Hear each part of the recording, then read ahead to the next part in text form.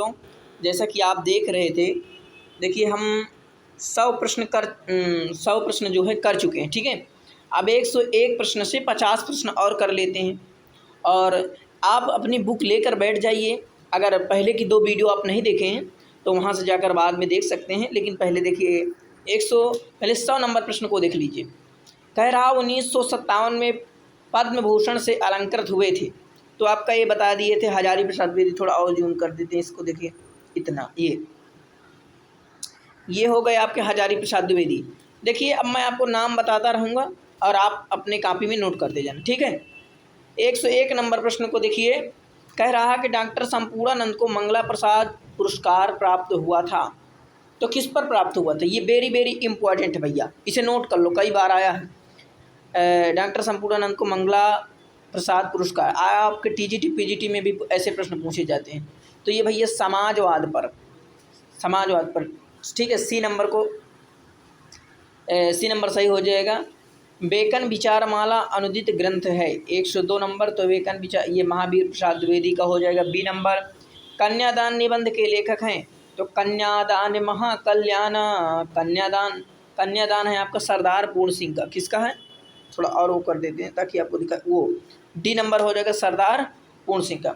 विधा की दृष्टि से बोलगा से गंगा, तो बोलगा से गंगा वेरी वेरी इंपॉर्टेंट, ये कहानी संग्रह है। बोलगा से गंगा क्या है? बी नंबर, कहानी संग्रह। अज्ञेय का सन्नाटा शीर्षक लेख उनके किस निबंध संग्रह में संकलित है?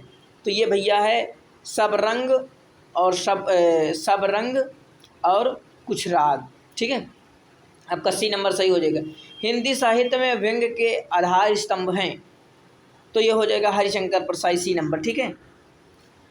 खलील जिब्रान के दी मैडमैन कृति का पगला नाम से हिंदी में अनुवाद किया, तो राय कृष्ण दास ने, ठीक है।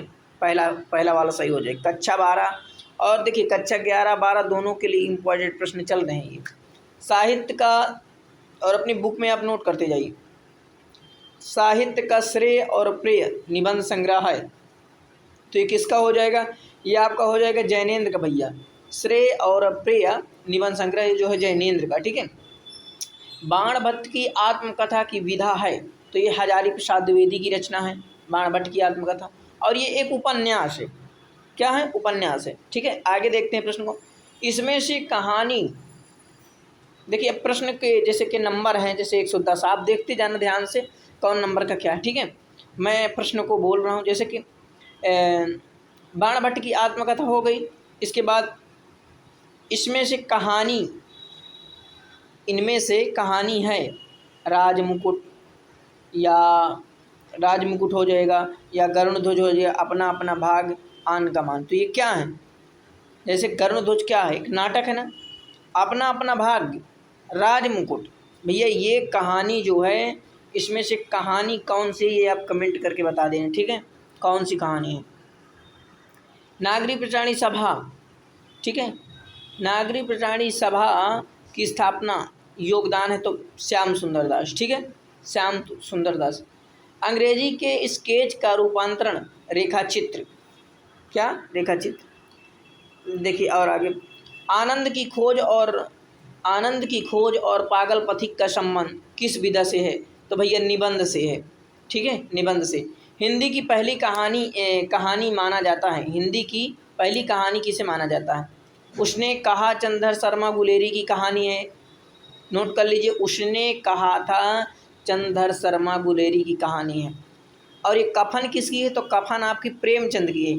इंदुमती जो है ये प्रथम कहानी है, पहली कहानी किशोरी लाल गोस्वामी की है, ठीक है। तुम चंदन हम पानी किस विधा की रचना है? तो भैया निबंध है। क्या है? निबंध है। आधुनिक काल के प्रमुख नाटककार माने जाते हैं, तो जो आधुनिक माने आज का टाइम है, इस टाइम के नाटककार जो है राम कुमार वर्मा माने जाते हैं। डी नंबर सही हो जाएगा। भरतेंदु हरिश्चंद्र की रचना है, तो भरतेंदु हरिश्चंद्र की रचना कौन सी हो जाएगी? ये हो जाएगी आपकी वैदिकी हिंसा न भवति, वैदिकी हिंसा न भवति। कलि कौतुक हठ हमीर, ये प्रताप नारायण मिश्र की है, ठीक है। प्रेम मोहिनी रणधीर की, किसकी है? रणधीर की है। आगे बढ़ते हैं। देखिए ची दुईलास के लेखक कौन है? तो इतना कर देते हैं यहाँ पर, देखिए अब समझना। ची दुईलास के लेखक हैं डॉक्टर संपूर्णानंद, ठीक है। सदल मिश्र की रचना है, तो नासिकेतोपख्यान ये सदल मिश्र की रचना है, आप सब जानते हैं, ठीक है। और सुख सागर मुंशी सदा सुखलाल की है। भारत दुर्दशा भरतेंदु हरिश्चंद्र की है। नीड़ का निर्माण फिर, तो ये भैया क्या है? नीड़ का निर्माण फिर रचना की विधा है। नीड़ का निर्माण फिर, जब नीड़ का निर्माण होगा तो यानी एक घोंसला का निर्माण होगा तो पशु पक्षी ही तो करेंगे, इसलिए आपको वो यात्रा करेंगे और दूर दूर से लकड़ियाँ लाकर छोटे छोटे तंतु बनाकर जो है एक घोंसला बनाएंगे। तो इससे समझ सकते हैं कि ये एक यात्रा वृत्तांत है, ठीक है। द्विवेदी युग के लेखक, तो द्विवेदी युग के लेखक हैं आपके किशोरी लाल गोस्वामी है, ठीक है। डायरी विधा के लेखक हैं, तो डायरी विधा के लेखक है शमशेर बहादुर सिंह। कौन है? शमशेर बहादुर सिंह, ठीक है। मजदूरी और प्रेम रचना किस विधा से संबंधित है? तो मजदूरी और प्रेम जो है ये आपका निबंध है सुदर्शन का है, ठीक है। किसका है? मजदूरी और प्रेम, सुदर्शन, याद कर लीजिए, नाम भी याद कर लीजिए।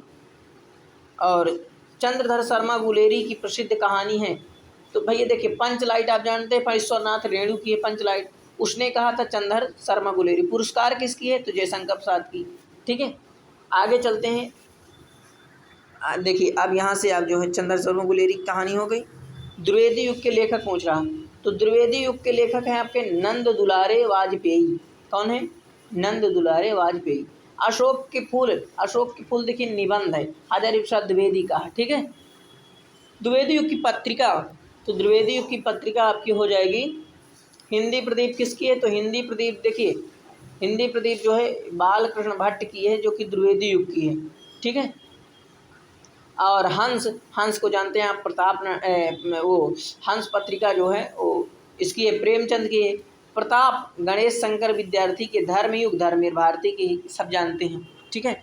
आगे चलते हैं, देखिए सदाचार की ताबीज निबंध संग्रह के लेखक है भैया। तो सदाचार की ताबीज निबंध संग्रह के लेखक हो जाएंगे आपके हरिशंकर परसाई। बी नंबर सही हो जाएगा, लिख लीजिए हरिशंकर परसाई। पाठ्य पुस्तक में संकलित बलिया के मेले के अवसर पर दिया गया भाषण किस शीर्षक से संग्रहित है? तो भारत और सन्नति कैसे हो सकती है, पहला वाला लगा लीजिए, 129 का पहला वाला, भारत और सन्नति कैसे हो सकती है। मर्यादा और टुडे के संपादक कौन है? तो डॉक्टर संपूर्णानंद है। किसका वास्तविक नाम केदारनाथ पांडे था? तो राहुल संस्कृत्ययन को भैया केदारनाथ पांडे कहा जाता था, ठीक है। रॉबर्ट नर्सिंग होम किस शहर में स्थित है? ये इंदौर में है। कहाँ है? इंदौर में, रॉबर्ट नर्सिंग होम इंदौर में, ठीक है। सब रंग और कुछ राग निबंध संग्रह के लेखक है अज्ञेय। कौन है?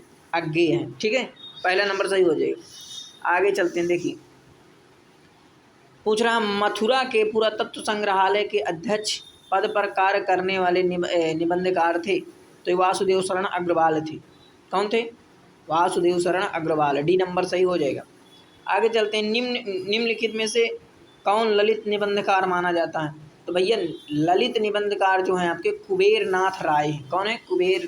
कुबेरनाथ राय हैं। हिंदी गद्य के उत्कर्ष का सूर्योदय काल कौन सा? हिंदी गद्य के उत्कर्ष का सूर्योदय काल, तो ये भैया हो जाएगा आपका द्विवेदी काल। कौन सा हो जाएगा? द्विवेदी काल। संस्कृत के 4 अध्याय के लेखक हैं? तो ये रामधारी दिनकर हैं। संस्कृत के 4 अध्याय के लेखक रामधारी दिनकर, डी नंबर सही हो जाएगा। और जो इम्पोर्टेंट है उन्हें भी मैं आपको बता रहा हूँ, ठीक है। अब देखिए आगे, आधुनिक गद्य का जनक कहा जाता है। तो आधुनिक गद्य जो है, आज का गद्य है जो आधुनिक जनक है, वो भरतेंदु हरिश्चंद्र को कहा जाता है। रेखा चित्र पर आधारित रचना है, तो अतीत के चलचित्र, ये रेखा चित्र है, और किसका है? महादेवी वर्मा का, ठीक है। वर्ण रत्न बेईमान की परत, तो बेईमान की परत के रचनाकार हैं कौन है भैया?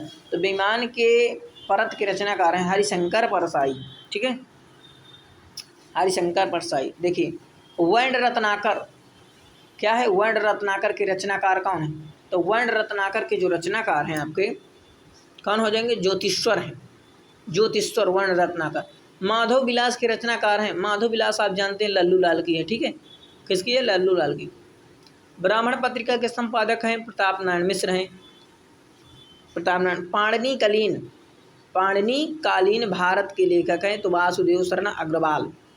शिकायत मुझे भी है किस विधा की रचना है? शिकायत मुझे भी है किस विधा की रचना है? तो ये निबंध है, लगा लीजिए डी नंबर, क्या है? निबंध है। ठीक है, आगे चलते हैं।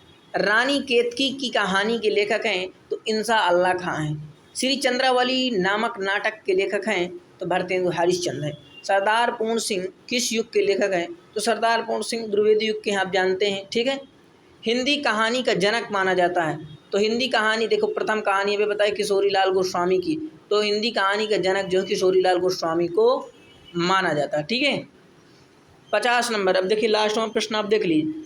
हिंदी साहित्य के आदिकाल के लिए सिद्ध सामंत काल, जो हिंदी आदिकाल है, आदिकाल को एक सिद्ध सामंत काल से जाना जाता है।